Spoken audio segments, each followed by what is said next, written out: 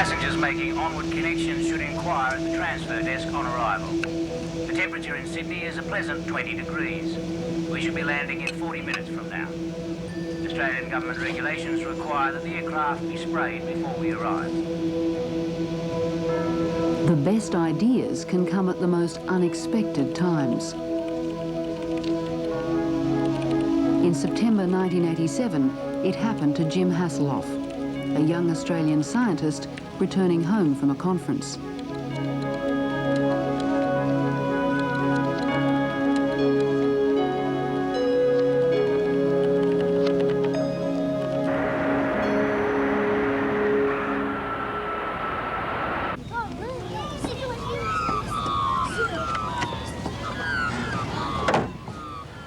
In Canberra, Wayne Gerlach was running the CSIRO laboratory where Jim Haseloff's bright idea would be put to the test.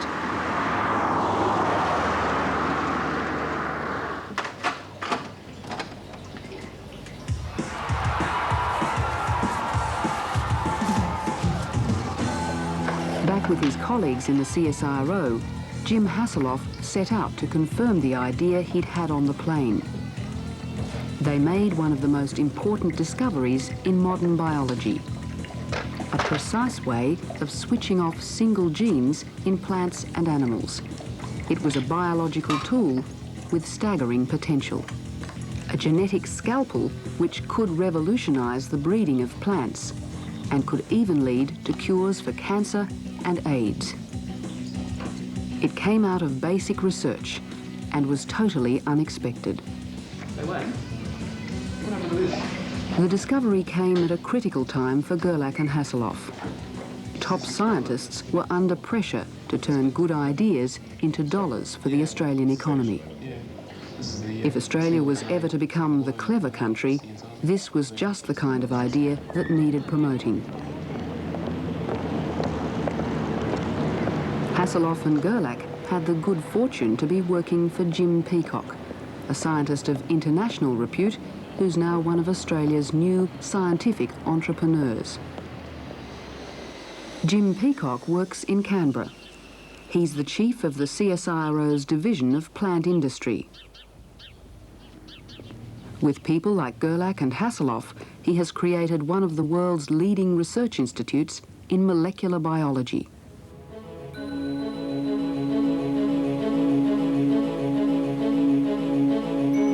Molecular biology is the study of the molecules at the heart of all living things. Molecules which control the development and function of everything from a simple virus to the most complex forms of life. The work at the CSIRO is a critical part of an astonishing explosion of knowledge, leading to an understanding of the very nature of life and its origins. In the last 20 years, biologists have learned how to alter and control the mechanism of inheritance, creating new molecules in the laboratory. This is the new biology of genetic engineering, now used not just in pure science, but in industry, creating new products, foods, chemicals, medicines, all potential sources of wealth. Half of the drugs approved in the United States this decade will be produced through biotechnology. This is the larger enzymatic catalytic fragment. In this context, the Haseloff-Gerlach discovery had exceptional promise. They called it gene shears, from its ability to cut unwanted genes or viruses from living things. They could see that it had huge potential, especially in agriculture. Just remember that in the next 40 years, we have to produce as much food as we have in the entire history of agriculture up to now. And so far, plants are by far the most efficient way of producing food. And they have diseases. They have properties that we don't particularly want in our food.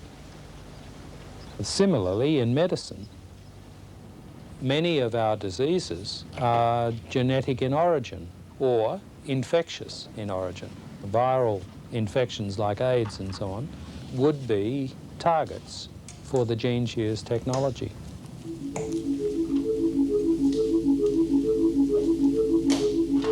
Gene shears has this potential because of its very precise ability to intervene at the most fundamental level in the activities of a single cell.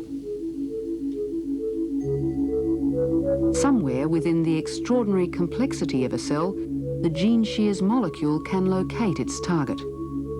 In the nucleus of each cell of every plant or animal, there are up to 100,000 genes.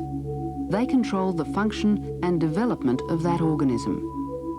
The genes are segments of the double helix strands of DNA. Each gene holds coded instructions for making proteins.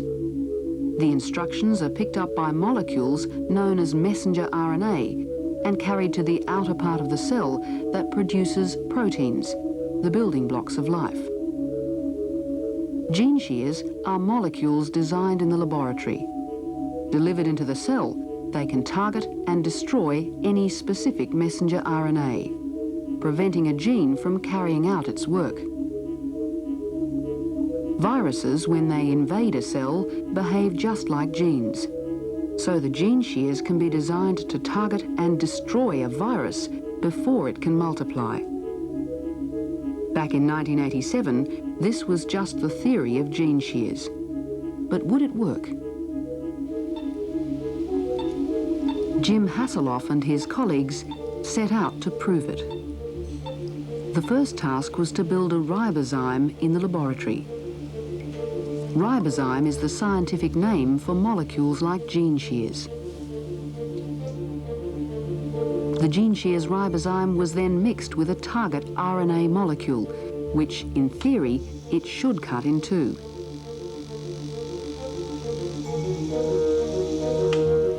Dye was added to the mixture to make the molecules visible. They were placed in a gel and subjected to an electric charge. The charge separates the molecules according to size. If the gene shears were working, two smaller molecules, the cut sections, would appear. The gel was then viewed under ultraviolet light.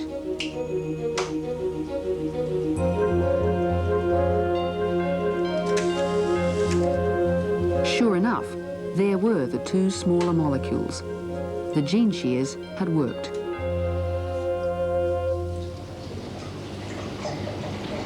In October 1987, as soon as Jim Haseloff had completed his experiment, he and Wayne Gerlach decided it was time to tell their boss. Hi, come on in. Have a seat. So what's the problems? No problems. Plus we've got some good news. Jim Peacock realised instantly that Gerlach and Haseloff were onto something big. Yeah, so what we'll do is... There were other labs in the world working in this area, but this looked like a critical step forward. On the design of the cleavage side. This was such a lovely, simple, and obviously important discovery. So I had to remind them that what they'd told me had to remain confidential for a while, at least within this division, until we explored whether we should be making a patent application. And we certainly couldn't speak about it in the open literature or at open meetings until we knew our position. And Jim in particular reacted, well, he was a bit disappointed. Science is all about the exchange of ideas and the new things that come out of that. But there's also, you've got to get cash to fund your science, and that's, you know, there's always, you know, trade-off entails conflicting constraints, and, you know, you need cash and you need to protect, or the people who are accepting cash from commercial sources need to protect that, their company's interests. So, you know, there's always a problem there. The difficulty they faced arose from the basic conflict between scientific freedom and commercial secrecy. Yeah, there's a small minimal... Traditionally, a new discovery in biology would have first been reported in a scientific journal and shared with other scientists. The discoverers of gene shears were operating in a new world. This time, the first calls were to the lawyers and the calculating world of business. to CSIRO, the CSIRO's commercial arm in Melbourne. Fred Pernat is the lawyer in charge of intellectual property, protecting CSIRO's ideas from theft. He took Wayne Gerlach's call. He was very excited about this new development that he had, and I told him that we should get in a patent application as soon as possible, and I think it was done within a matter of hours.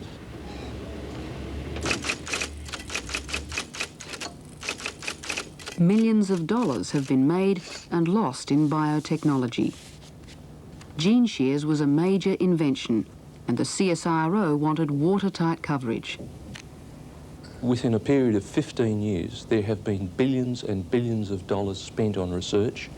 There have been all sorts of new discoveries made. There have been, goodness knows how many thousands of scientists going into this area.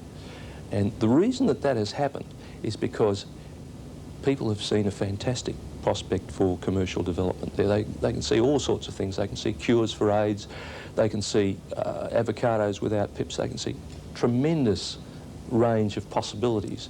And that has generated an excitement in companies who see a way to make a buck. That's what motivates them in the end. And companies won't spend money developing a new idea unless they're confident they own it.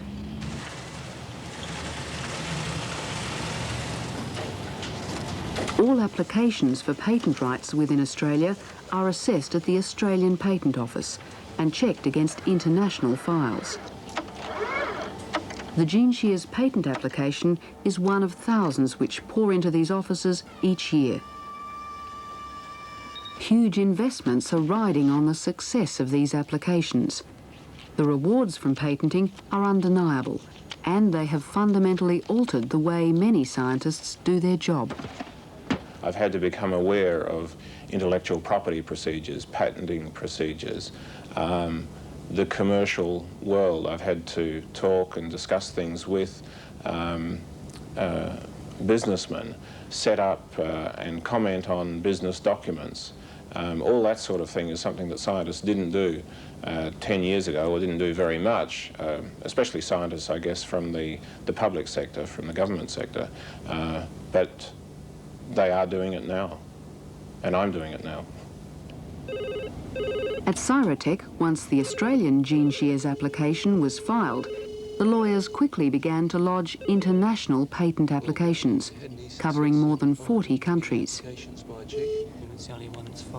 Any patent application involves a search of the scientific literature, and in this field, one name continues to appear: Dr. Thomas Cech from Colorado.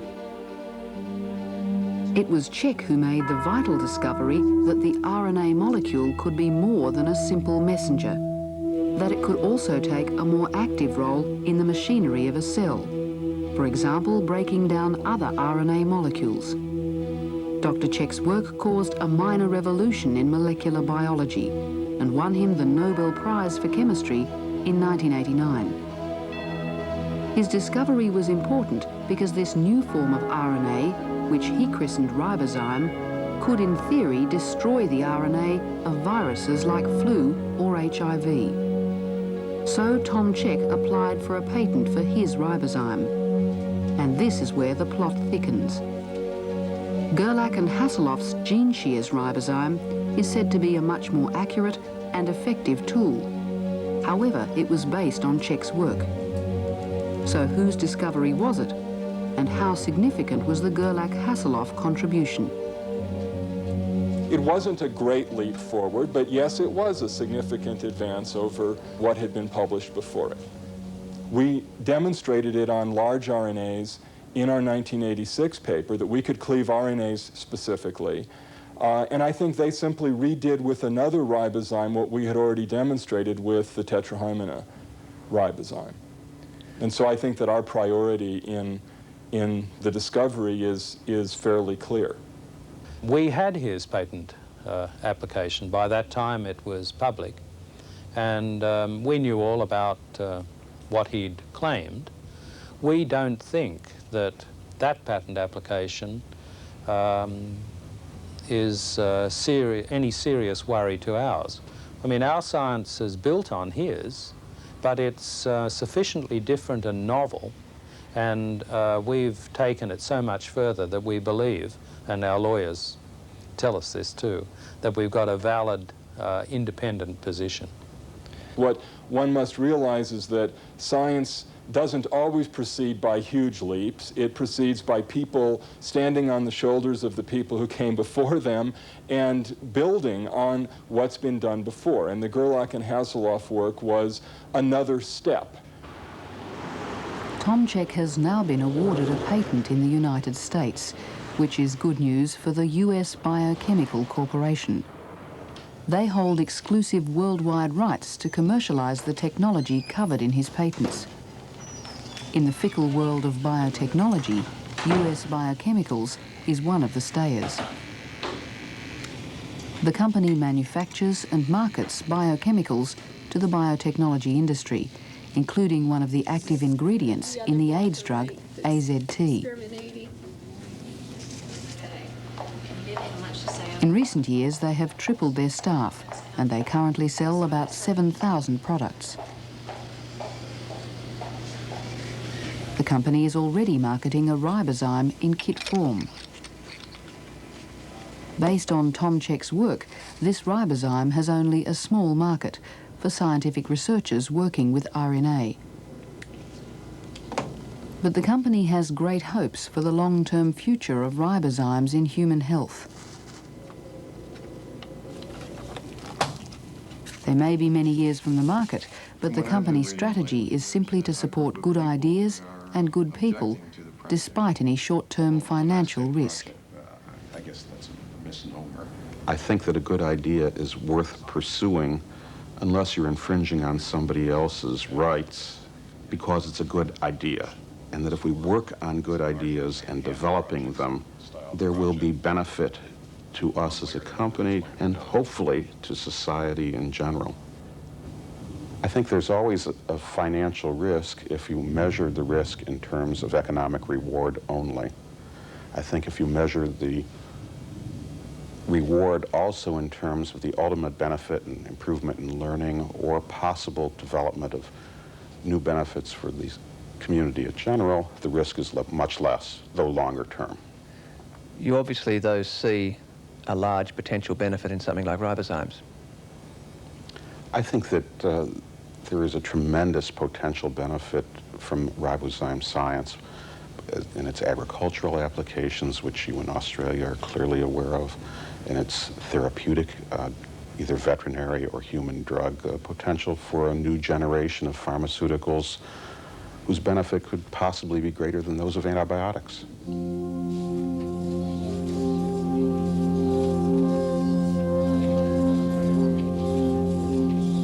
There's a lot now riding on the deliberations of patents offices around the world.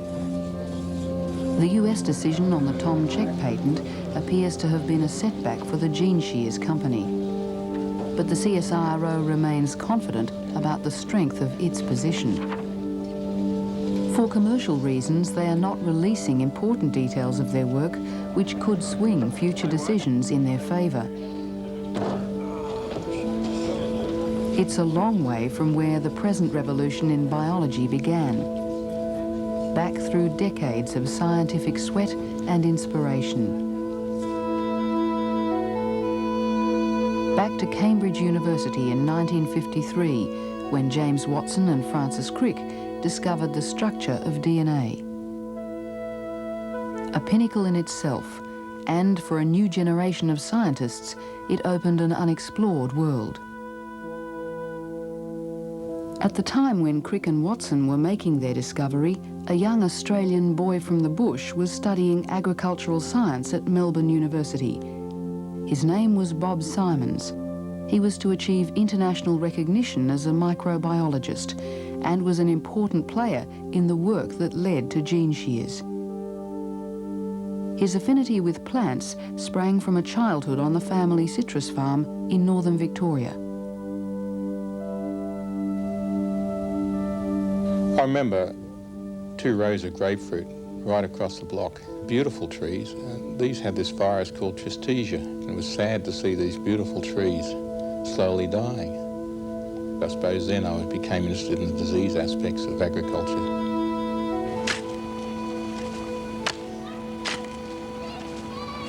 Plant disease became a lifelong obsession for Bob Simons.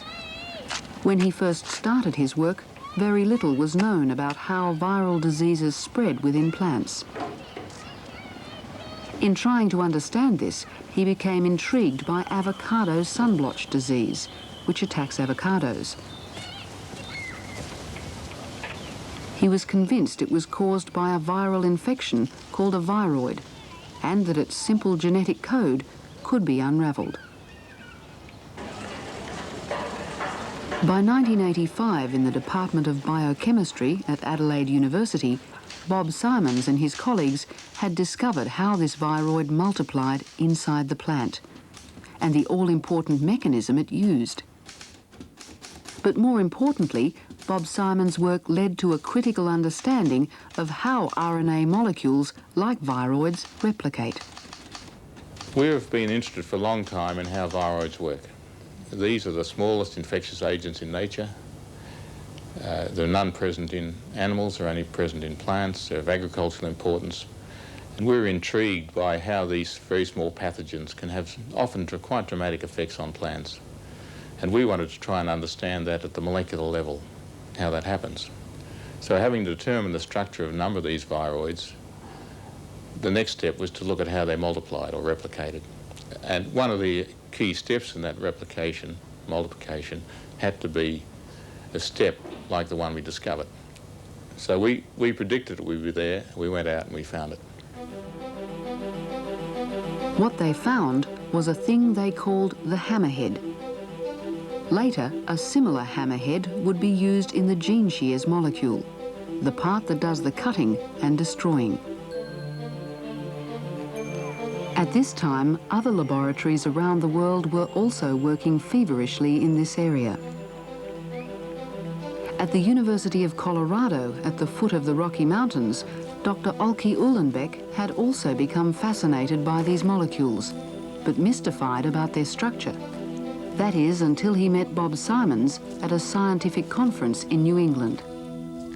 Well, I was at a Gordon conference in June of 1986, and I met Bob there, actually for the first time for me, although I knew him by reputation. And he gave to me an absolutely stunning talk where he showed for the first time, for me at least, that the ribozyme could be defined as a very small fragment that put it in the size range that I could understand. And after that, we had a wonderful conversation over lunch, describing and trying to figure out the best way to do experiments. And it was really the first time that I had run across an Australian scientist who was doing stuff I was interested in. And it was great to meet him. And then it was Bob that kind of crystallized the whole thing for me. This was a turning point for Alki Uhlenbeck. Returning to Boulder from the Gordon conference, he immediately began a series of experiments which led to a new understanding of the way that ribozymes work. Meanwhile, at the University of California in Davis, Dr. George Bruning was also hot on the trail. Working with the tobacco ring spot virus, he had been the first to recognize the self-cleavage of viruses inside plants. At the time, he was simply motivated by the intellectual challenge. The thrill of science is being there first, of seeing the new discoveries, of seeing the new spots on a film that seem at first to people not involved to be meaningless, but giving insight into what is happening inside of a little test tube in a solution, molecules that you cannot see, but yet you're able to interpret what's happening to them because of spots on a piece of film, for example. To be the person that is there and sees that first is being an explorer, in the same sense as a geographical explorer. And it is the thrill of science. It is why we stay in it. The years of painstaking work by all these scientists culminated in the discovery of gene shears, the gathering together of a body of knowledge, and then the final step which turned this knowledge into potential gold. But as any scientist who has been in this position knows all too well, the discovery is only the beginning of another equally daunting process. For Jim Peacock, Wayne Gerlach and Jim Haseloff, this began when they drove over to Parliament House to sell the idea to the then Minister for Science, Barry Jones. I was a little bit worried because it was still at the time when we had to be quite confidential about it. And you know how Barry talks. But we waited. I remember cooling our heels outside in the very crowded area that was his office area. And then he could see us, and we went in, and I think both Wayne and Jim talked about their work. And Barry could see the implications immediately. And oh, he was so excited and waving his hands and prancing around his crowded office. And I said to him, Barry, you know, you won't be able to speak about this. Oh, he said, I know. But then he immediately called his personal secretary, which worried me no end. But I have to say that he was, from then, really helpful. He, of course, did keep quiet about it and was an enormous help to us. Well, I was tremendously excited when I first heard about what Haseloff and Gerlach had done with the gene shears. And first of all, Jim Peacock's a great salesman. I mean, he explains these things extremely well, even to somebody who's not an expert in molecular biology.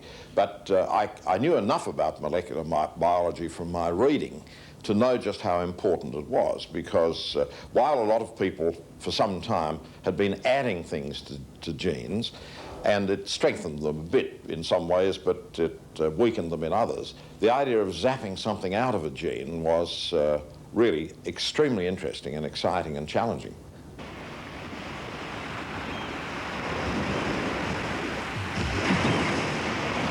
By now, the scientists wanted to go public, despite the misgivings of the patent lawyers. Early the following year, it was at last decided that Jim Haseloff could reveal something of gene shears. It happened at a scientific conference at the beach resort of Lorne in Victoria. But on legal advice, he was only to display a poster. There would be no paper given. Undeterred, Jim Haseloff startled his more conventional colleagues with an unusual presentation.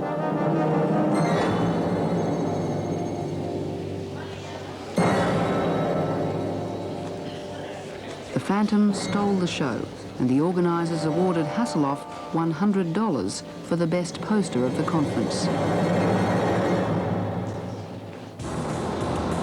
Buoyed by his success, he set off on the drive back to Melbourne.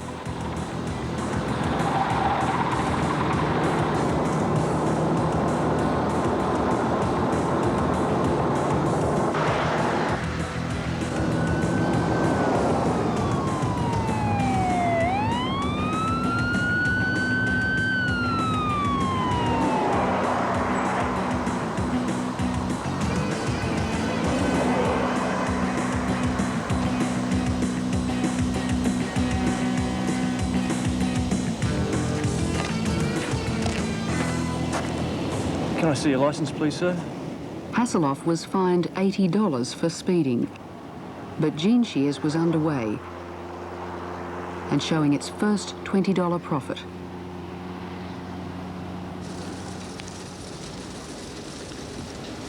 Nature magazine told the full story to the international scientific community 7 months later, when Gerlach and Haseloff finally published details of their work. Many of the great scientific discoveries of our time were first published here, including Crick and Watson's discovery of DNA in 1953.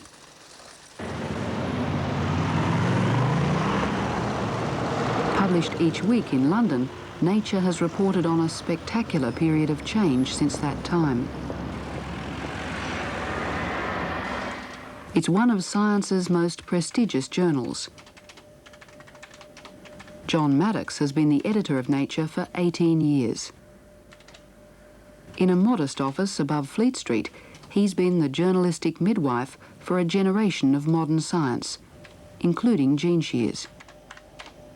I think it's a very exciting discovery. I think it's very clever. I think that its potential is very considerable. But most of all, it's clever. It's a way of snipping a piece of RNA at the point in which you want to snip it. You can make scissors to suit any gene. You can cut a piece of RNA, the messenger from DNA, just literally where you like. So it's full of enormous potential. Everyone agreed that Gene Shears had potential. What it needed was money and aggressive marketing.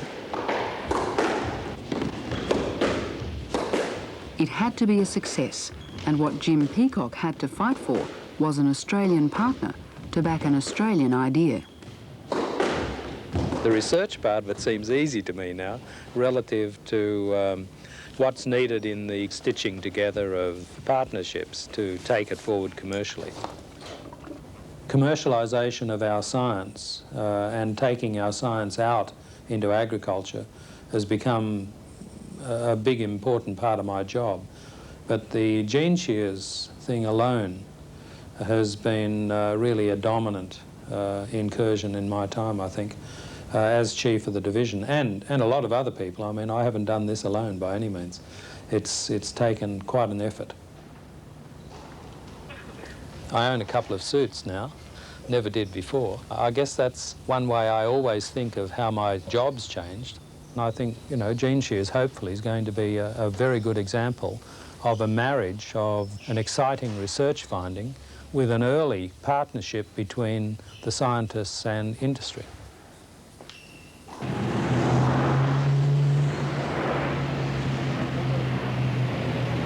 Full of hope, Jim Peacock began a long and exhaustive search for an Australian partner, talking to boardrooms across the country.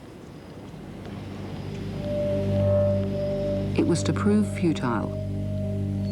No Australian company was prepared to commit itself for the long haul, to take a chance. It makes me sad to think that it's been so difficult in Australia. There were plenty of people who understood the potential, but when it came to the final decision, that was driven by the hard-nosed accountants or economists that thought it was either just a little too far from their direct business system or that it's just too much money for too long a time. Why would industry be interested in something that involves ideas? The great bulk of Australian industry has either relied entirely on know-how that's been imported, or in the case of the major Australian-owned companies, they've been concerned with process manufacturing, that's to say manufacturing things like beer or paper, where you've got the same product that goes on approximately forever, or they're in secondary processing, you know, the kind of manufacturing where you convert iron ore into ingots of steel, or where you convert bauxite into aluminium. That's the kind of manufacturing for export that we're used to, something that's related very much to commodities. And the whole idea that we can, as a clever country, develop goods and services that are sophisticated, that are very high in value and very small in volume, and that don't cost very much to export. That is a dramatic new idea, which is dramatic as Copernicus's idea that the Earth moves around the sun, or that the Earth isn't flat. To a lot of people in Australian business, they look out the window and they say, well, it seems pretty apparent to me that the Earth is flat, and why should I act in any other way? The world's industrial economies are all having to change, casting off old ways of thinking and doing things, investing in new ideas. In this climate, a nation's competitiveness depends on the capacity of its industry to innovate. Yet it's unusual to find an Australian company focused on developing products from its own research. Overall, we devote a pitifully small amount to research and development, barely 1/3 of the proportion spent by our major competitors. It appears that much of the investment boom of the past decade was pumped into real estate rather than productive new ideas and industry with export potential. When you talk to people who've been used to exporting huge volumes of comparatively undifferentiated materials and say, here's something different that will be radically new and that has enormous export potential throughout the world, you have to go and explain in the most basic, almost banal terms what it's all about. You have to go through step by step. And one of the most disconcerting things is the next time you have a meeting with a corporation, you find there's a completely new set of faces, and you have to go and explain it all over again. And they say, what is it again? How do you spell it? What is Gene Shears? Is it something to do with the textile industry? If the boardrooms of Australia lack an appreciation of science, then the mining giant Conzinc Rio Tinto Australia, based in Melbourne, is an exception to the rule. 13 years ago, the company appointed one of Australia's most eminent research scientists to its board, Professor Sir Gustav Nossel. Well, you could have knocked me down with a feather when Sir Roderick Carnegie asked me to join the CRA board, because frankly I'd never thought of myself in that kind of a context. I think we have to have more people prepared to believe that if you plough money into research and you'll come up with a product, it may in my area sometimes take you 6 or 8 years to actualise that, make the discovery into a pill. But believe me, in my game, if you have a success, you may have something that sells $1 billion worth per year, with a very high profit margin in the pharmaceutical and biotechnology industry. And yet there are niches here where Australia can fit. As a direct result of Gus Nossel's presence on the board, CRA diversified from mining and minerals into biotechnology. 10 years ago, it acquired a small company and invested heavily, with the aim of producing high value-added products. In those days, there were high hopes for biotechnology, and investors in many companies, expecting quick and spectacular returns, were badly burned. But CRA was prepared to be patient, ploughing money into research and development. It's estimated that so far they've invested around $80 million in the company, Biotech Australia. They have yet to show an overall operating profit, but some products are already being manufactured, including a range of diagnostic kits sold worldwide to the food industry. A number of major animal and human health products are still in the development phase. Among them, a new cattle tick vaccine, due to be marketed next year. The human health products are now undergoing trials, including an anti-cancer agent and a hormone which could be used as a contraceptive. If they fulfill their considerable promise, the patients of CRA will be amply rewarded. I think we do have to have a change in the mindset in the big boardrooms. One of the problems with Australia is that we have no first-hand experience of major wealth generation through innovation. We have no IBMs, no Xeroxes, no Sonys. We do have some small successes in that area, but it's not a first-hand experience, wealth through technology and innovation, and we've lost so many chances. Australian business came under fire today for failing to back a world first from the CSIRO. The criticism came from both the federal government and the research organisation as a new joint venture to market the new technology was signed with a French company. The CSIRO today signed its biggest joint venture ever, a $22.5 million deal with the French seed company Lemigraine to develop what's called the Gene Shears technology. Discovered last year by the CSIRO's plant industry division, this could be the start of a whole new biotechnology industry for Australia. But at the launch, bitter disappointment that a local firm couldn't see the potential. The private sector has let Australia down and probably ensured that Australia and Australians will be deprived of much of the benefits of this massive scientific breakthrough. This is disappointing. Lack of Australian interest in Gene Shears has not been for want of trying. Limagrain is the world's third largest seed company. A research-based company, it now operates a network of 50 subsidiaries throughout the world, with an annual turnover of more than $400 million. The CSIRO formed a joint company with Limagrain, selling them an initial 50% interest in gene shears. It's a generous contract that guarantees high returns to Australia.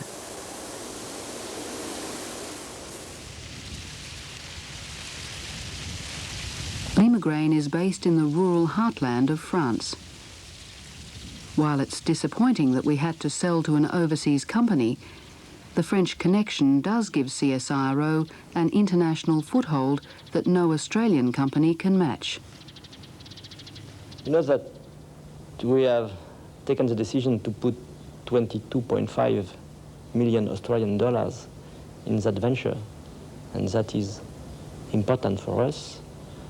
And we are quite sure that we will have good success in gene shears. How much risk-taking do you take as a company? Are you prepared to back just about anything that has some promise? In research, we always take a risk, and at such a level of research, we think that probably 20% of the project would succeed, and so 20% of the money will be profitable. What are the benefits then for companies in backing research like that at a 20% success rate? The benefit of a company is to survive. It's very simple, because if you have no good product in a very technical market, you won't survive.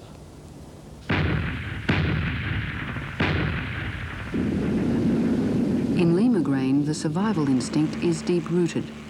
The company was a child of the Second World War and the German occupation of France.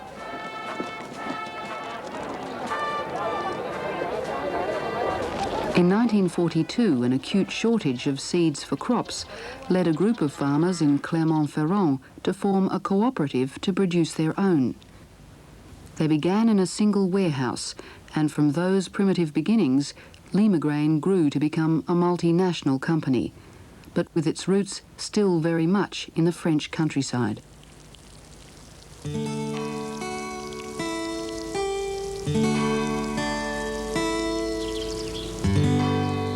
Limagrain has emerged from a centuries-old rural culture, a persevering tradition which has left its mark.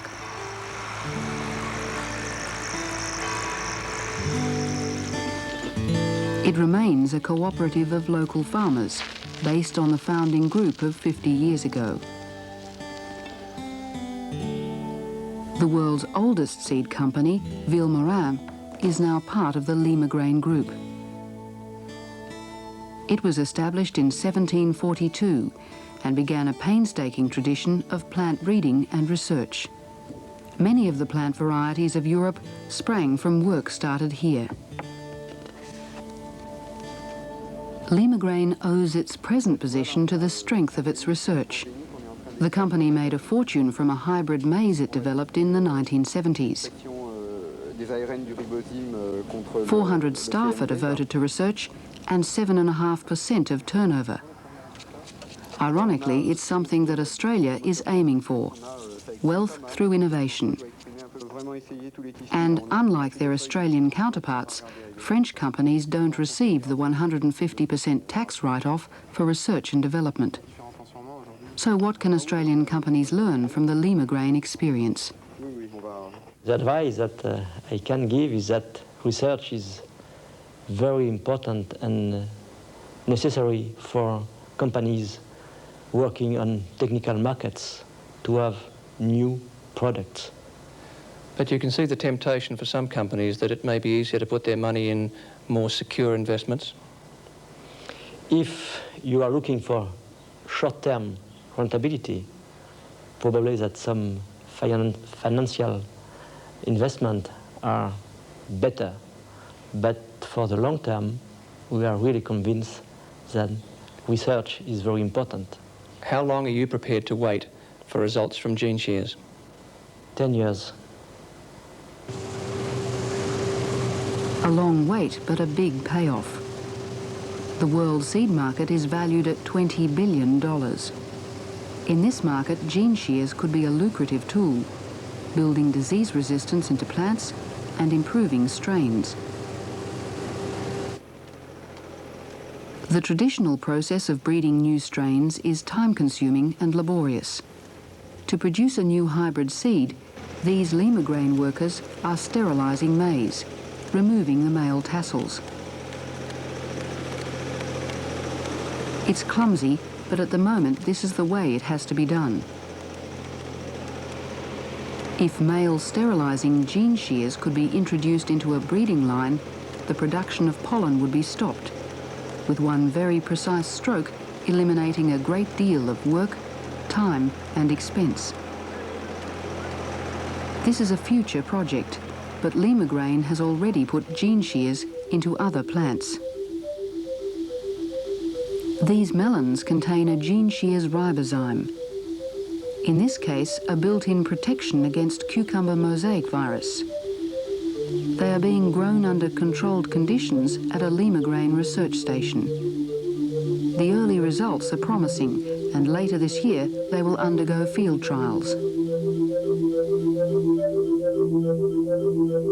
At the CSIRO in Canberra, gene shears targeted against a virus have been inserted in tobacco plants. It's an experimental line of tobacco frequently used in plant research because it's very easy to work with. The genetically engineered plant looks like any other. The difference is that the gene shears ribozyme is in every cell of the plant, including the seeds. So the gene shears are passed on to the next generation, and the new plants are also resisting the target virus.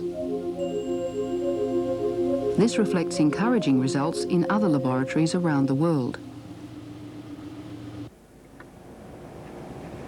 At the City of Hope Hospital in Los Angeles, a research scientist, Dr. John Rossi, has been using a gene shears type molecule to attack the AIDS virus in a test tube, using human HIV-infected cells.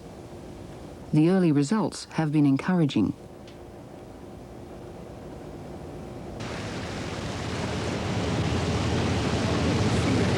The City of Hope, unlike many American hospitals, will accept any patients, whatever their financial position.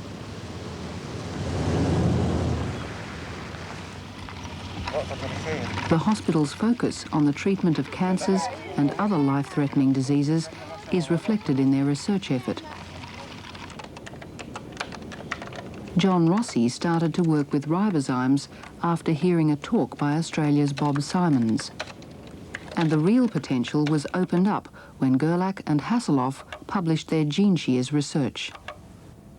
Our technology relied on using a complex sequence, and there were very limited targets on the HIV virus, whereas theirs opened up literally hundreds of sites for us, and it made it a much more doable type of project.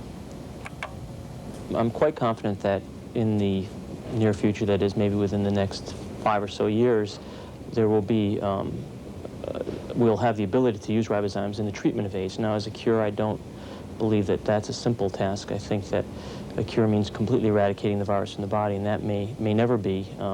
But in controlling the virus's ability to infect other cells, we'll certainly be able to give a patient a normal lifetime. And there are a number of investigators throughout the world that are working on this problem, with their interest being in ribozymes. So I feel very confident that it's going to be a potential treatment for AIDS within the next few years. It has to take that amount of time because of the rigorous and costly process of testing and development.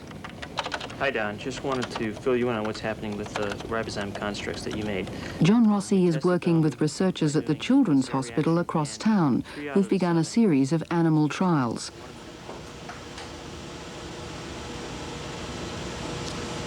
This is the first phase that any new medical procedure has to negotiate. One of the greatest challenges facing anyone working with ribozymes is how to get them into the system. Hello. Hi. How are they going? Good. This is mouse number 4. Dr. Don Cohn and his colleagues are working with mice using bone marrow transplants. In this case, the mice have been irradiated to destroy their old bone marrow. The new bone marrow, injected through the mouse's tail, has been genetically engineered to contain the ribozyme. So, in theory, the blood formed by the new bone marrow will now contain a built-in resistance to an invading virus. Our initial experiments are just really aimed to see, can we get the ribozyme into the mouse bone marrow, and will it express in the mice months later in their blood cells? And the other flip side we're trying to get from these mice experiments, is this harmful to the mouse? Will the mouse be able to grow its blood system back with the ribozyme being expressed in them? If this works in the mice, then there are obvious implications for the treatment of AIDS, using transplants to deliver a ribozyme targeted against the AIDS virus.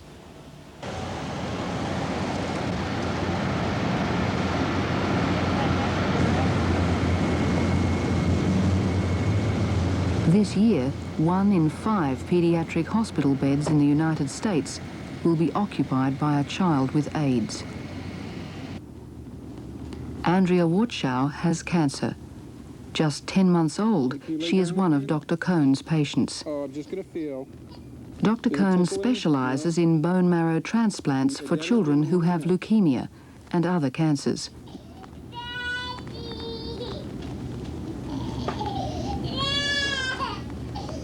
Within 2 to 5 years, he hopes to be using these same skills against AIDS.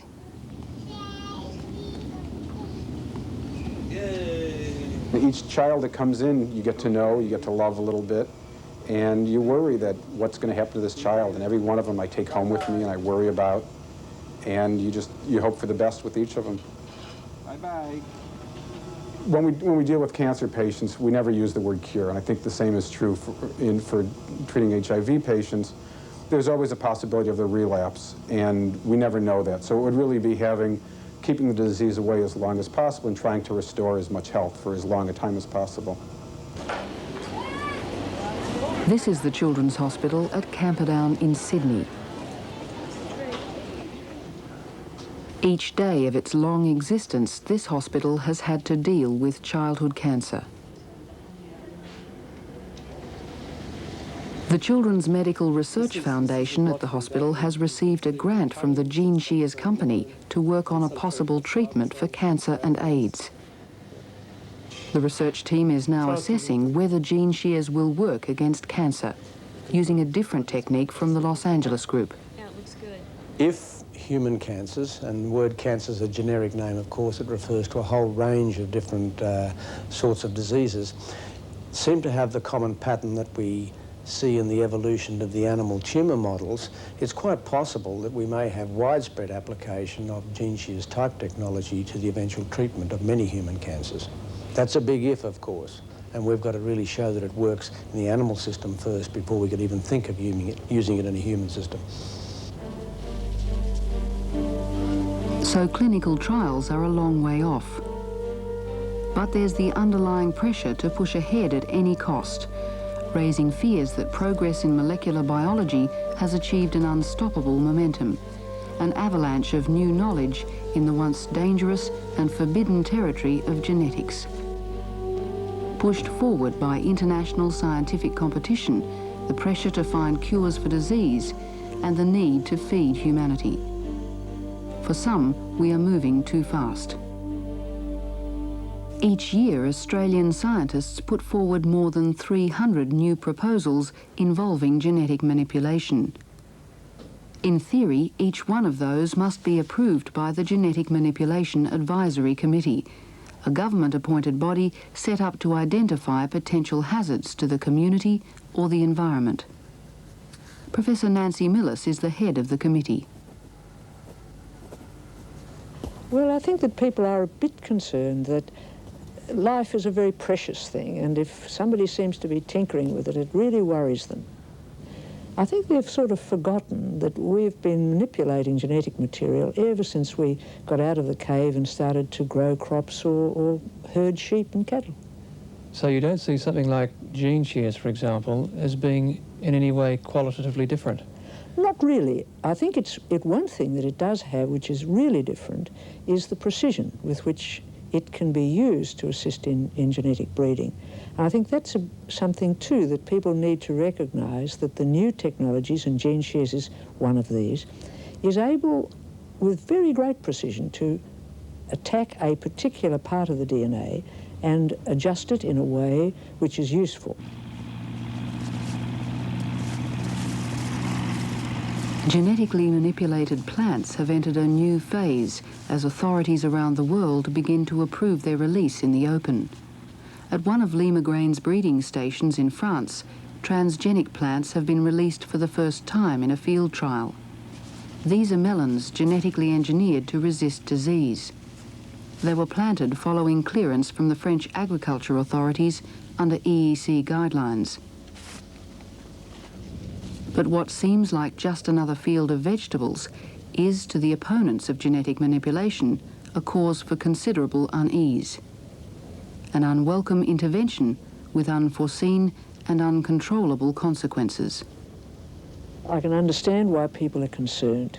They have seen, and the public, I think, is appropriately concerned, that the technological fix should not be seen just operating here once more. Here are the scientists, they know it all, they understand about it all, they can fix it all. And I don't believe that one should ignore the fact that there have been some failures in the past to use technology properly, and so people say, what's new about this? Why should we not be concerned about genetic manipulation? I do understand that. In a curious way, people have sort of lost trust of the scientist, and I feel very sad about that, because in point of fact, much as I would like to create it, there is no such thing as a risk-free world. Every time I give you an aspirin, there is a certain small risk in that. If someone hops on a plane or hops in a taxi, they're taking a risk. Now, they take that risk because they conceive that the benefits outweigh the risks. If I had AIDS, if I personally had AIDS, and someone suggested to me, on the basis of good laboratory experimental evidence, that a new gene shears product injected into me would enter my cells and would destroy that AIDS virus, I wouldn't mind taking that risk, even if I were the first patient to get the drug. Why? Because I believe that the future that I face with AIDS is very gloomy indeed. And in this case, the potential benefit must surely outweigh the potential risk, which at the very worst would cut a few more weeks off my life. Risk is a word which haunted biotechnology throughout the 1980s. Investors, seduced by the prospect of quick money from clever ideas, lost faith as many new companies folded. Sadly, the number of failures of venture capital-based enterprises in Australia far exceeds the number of successes. But there's been no shortage of good ideas. Now let me tell you one that got away right here. Professor Don Metcalf and his team at the Hall Institute invented this new series of hormones that make the white cells of the blood grow. They're very important in cancer chemotherapy, they're very important in bone marrow transplantation, and two of these agents, they're called the CSFs, are about to enter clinical practice in a big way. Now, we get a royalty stream from the CSF area, but we're not manufacturing them in Australia. And that was simply because 6 or 7 years ago, when the opportunity presented itself, there were not the biotechnology companies here able and willing to take them up. I believe that's changed, and the climate has changed since then. And we will, the next time we have a discovery like that, we'll exploit and develop it within Australia to create jobs and wealth for Australia. There are success stories in science-based Australian industry, and one most frequently quoted is the Memtech Group. It began 7 years ago with little more than some good ideas and a leadership dedicated to an Australian identity and success. Now specialising in the production of sophisticated wastewater treatment systems, it has grown to become one of the largest filtration companies in the world, with operations in America, Europe and Japan.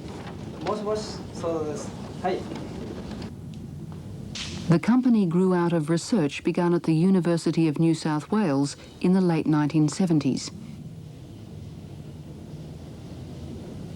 Scientists were developing techniques for building a new type of filter using a nylon membrane.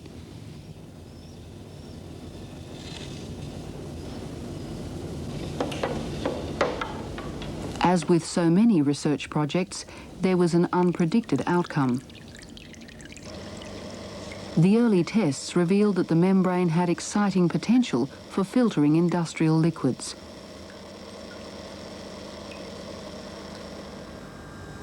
Memtech was set up to exploit the technology. Initially, it was supported by 2,000 individual shareholders who each invested $1,000. But in recent times, the Australian financial sector has shown little interest in funding the company's expansion. As the business grew, it was necessary to bring a lot more capital on board, and to date we have brought nearly $200 million into the company to get us to the point where we are. That sort of money is typically not available in the Australian investment community for technology companies, so this has required an internationalisation of our search for money. 20% of sales. While Australia's financial sector was funding paper entrepreneurs and property development, the rest of the world was beating a path to the Memtech door at Windsor on the outskirts of Sydney. We would have had 40 times as many visits to our facilities here at Windsor by non-Australian investing institutions than by Australian institutions. And many of them came from Europe, Japan or the United States. I think that's an indication of the sort of involvement that is necessary in evaluating a technology investment. How many Australian investment institutions have come and visited you here? Within the last 12 months, none. I suppose over time, one or two. The lack of Australian investment interest in Memtech is difficult to understand.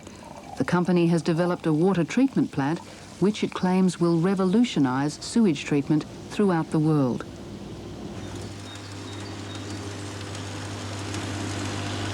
The first plant has been built at Blackheath in the Blue Mountains. It processes 3 million litres of water a day, removing all bacteria and viruses. This is a pilot project, the start of an export drive into a world market already valued at $300 billion. The Australian wastewater market itself is valued at $10 billion, and this is a critical part of the Memtech strategy. World-class products can be developed and sold here in our own market as a base for expansion overseas.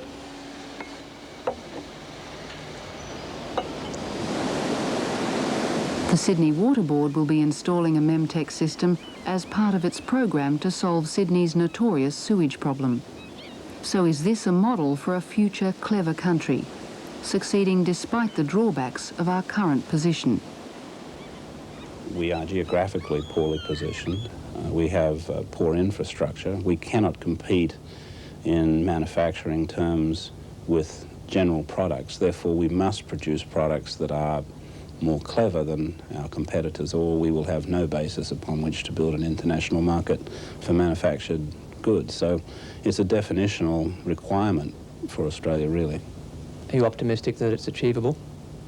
Well, I don't have any doubt that it's achievable. It really comes down to a question of whether the Australian community wants to go through the effort to achieve it. There's no easy recipe. I think that what's happened in this country, in Britain, is a good illustration of that.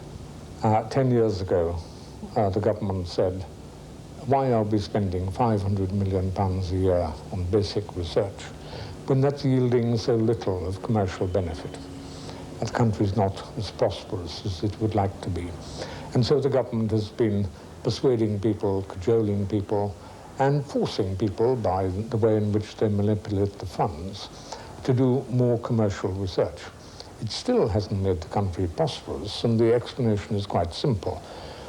It takes roughly 10 times as much to carry through a commercial development project as to carry through a piece of basic research. If the British government had wanted to make the country prosperous by research, it would have increased the budget by a factor of 10. Given that commercially directed research is 10 times more expensive, there's an obvious need for industry to invest more. But most scientists agree that such spending should not be at the expense of basic research. It's interesting to remember that gene shears itself was a product of basic research. All of the scientists who contributed were pursuing their work without any restrictions or applied goals, just the simple quest for knowledge. It's incredibly exciting, exhilarating to be looking into living cells and trying to understand how they operate. The very fundamental secrets of life are being unfolded in this era of science, not just in our laboratory. Obviously, this is a worldwide adventure, and this the time when most of the secrets of the details of how living processes work is right now. Let's go back to what we originally had. Curiously, at this most exciting of times in modern science, many young people just don't seem to be interested, at least in much of the English-speaking world. This despite the growing needs of a technological society. What should I divide both sides by? I'm lost. Even in America, the number of tertiary students entering science has halved over the past 2 decades, raising serious fears for the future. If you look at funding for science education, you can see that because of the scare of Sputnik in the 1950s, when the Soviets launched the first satellite, the US government said, this is going to be a disaster, we're falling behind. There was a big infusion of money into science education, and displaced by about 10 years from that, a big increase in the number of students getting advanced degrees in science. So putting more emphasis on education does help. What's happened since then, that scare has gone away. It's too bad, of course, that we have to be frightened of something before we deal with the problem. And now there's very little money being put into science education in the United States, and I think the amount of students going into that area reflects that lack of commitment on the part of the government. So I think in Australian schools, science is also facing a crisis. Talented young Australians are being drawn into more lucrative professions, business and law. Today, many tertiary institutions can't even fill their science courses. So will our schools produce the new Gerlachs and Haseloffs, or a new generation of scientifically literate business leaders? When you realise that it's a higher entry score from school leavers to get into physical education than into science, I'm appalled. But that's just an indicator of how few people, how few children are being attracted into the science faculties, and that's a real worry. And I think that's something that we've got to change. We must change it in Australia. I just wonder whether you've thought about why you're studying science at all. Jim Peacock is a missionary for science. He knows that if Australia has a future as a clever country, then it starts here. But for many clever Australians, the best place to be is still somewhere else.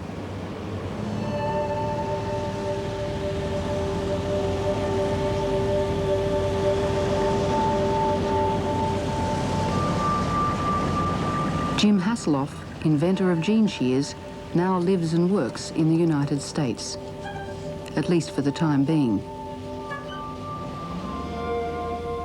Haseloff was lured to Boston not by money, but purely from a desire to be close to the centre of the action. He's a postgraduate fellow at Harvard University, working as a research scientist at the Massachusetts General Hospital. There is probably no place on Earth with such a concentration of leading minds in molecular biology. Australia may be one of the leading players, but here he must confront the kind of competition that just doesn't exist at home.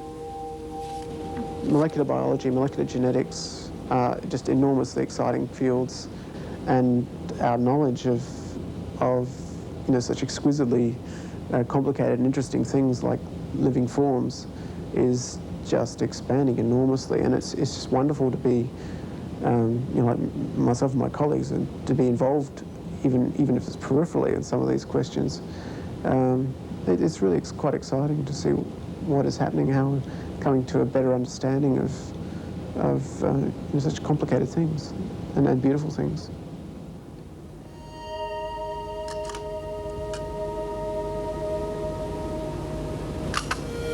Jim Haseloff is happy to leave the Gene Shears experience behind him for the time being. Both he and his Gene Shears collaborator, Wayne Gerlach, in that self-deprecating Australian way, are uncomfortable about the publicity.